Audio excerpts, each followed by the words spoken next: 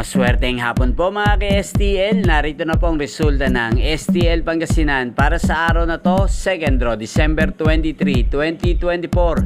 Araw ng Lunes. Naway ang mga natayan nyo pong mga numero kanina ay manalo nawa ngayong hapong ito, 5 PM. Kaya kunin nyo na po ang inyong mga tickets. Narito na po ang resulta.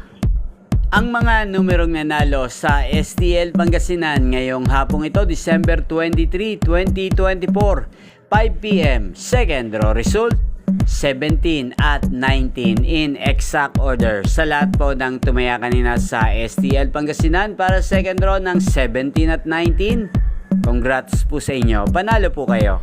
At ngayong hapong ito sa STL Pangasinan, atin pong i-shoutout ang palaging nanonood ng aking mga videos, si Kuya Deus. Kuya Deus ng Pangasinan, shoutout po sa iyo. Naway nasa mabuti ka pong kalagayan. At sana'y ang mga tinataya mong mga numero sa Pangasinan ay manalo na po ngayong hapong ito. At sa lahat po ng mga taga Pangasinan dyan, shoutout po sa inyo. Naway nasa mabuti rin po kayong kalagayan. Inyo pong napanood ang resulta ng STL Pangasinan sa channel na to, Roderick Hernandez TV. Maraming salamat po sa patuloy nyo pong pagsuporta at panood sa aking channel.